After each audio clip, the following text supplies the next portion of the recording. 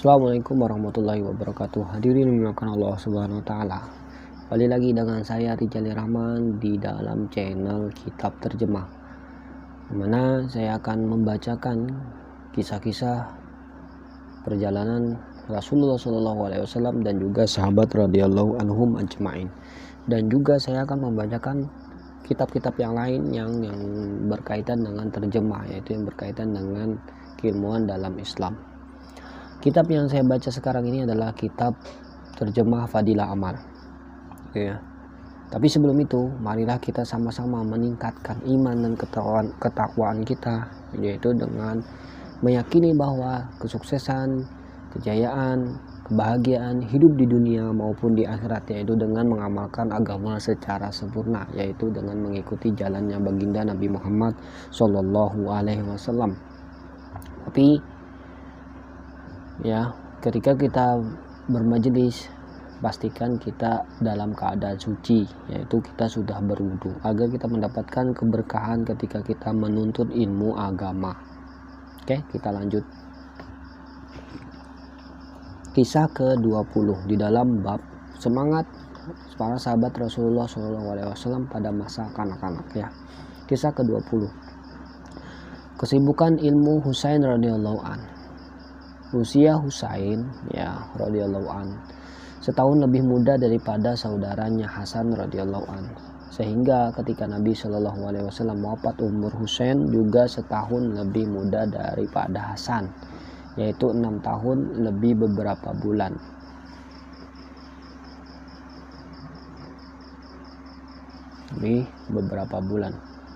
Apa yang mampu diingat oleh seorang anak seusia 6 tahun dalam berbicara agama? Namun dalam kitab-kitab hadis banyak terdapat riwayat Husain radhiyallahu an. Ia tergolong ahli hadis dan termasuk imam-imam yang meriwayatkan 8 hadis Nabi SAW. Ya.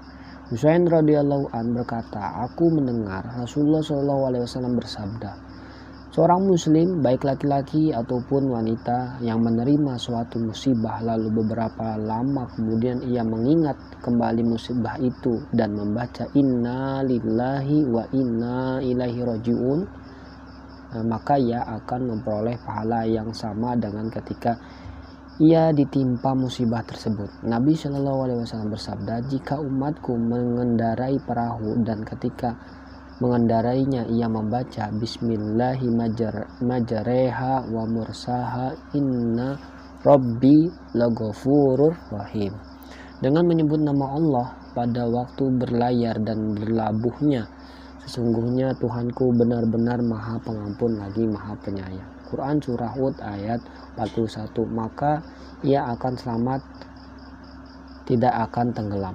Ya, doa ketika kita menaiki kendaraan nih. Ya, ilmu dari Rasulullah SAW itu sangat banyak sekali, teman-teman.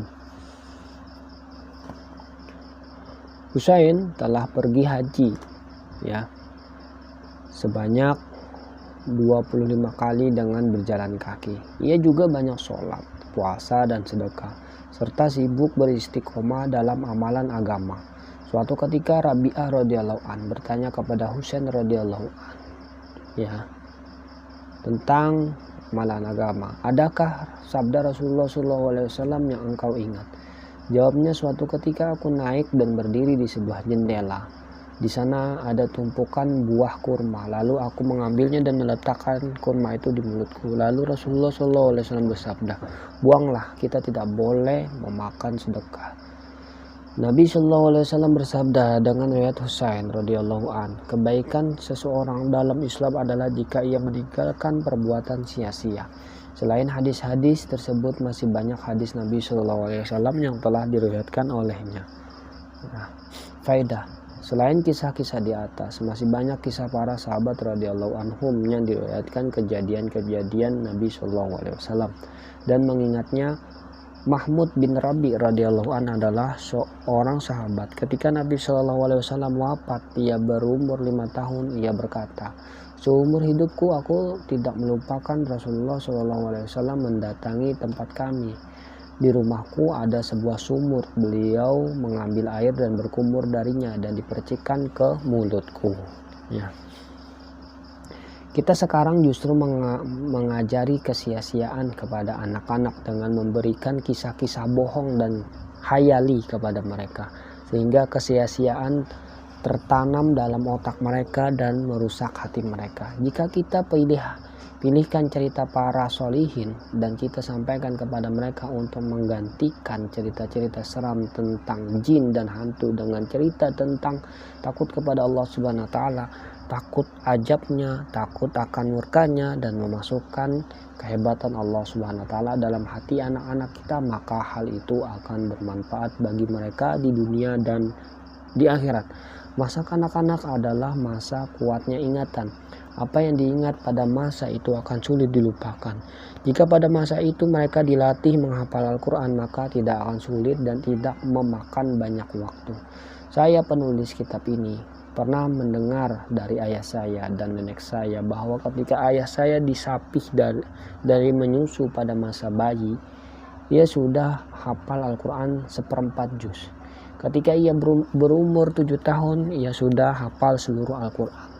Ia juga belajar dari ayahnya, yaitu kakek saya, kitab bahasa Parsi yakni Bustan, Skandar Namah, dan sebagainya. Ayah saya berkata bahwa ketika saya selesai menghafal Al-Quran, ayah saya menyuruh saya selalu menghatamkan Al-Quran dalam sehari. Setelah itu baru boleh istirahat. Maka setelah subuh pada musim panas, kami membaca Al-Quran di atas atap selama 6 sampai 7 jam. Oke. Insyaallah.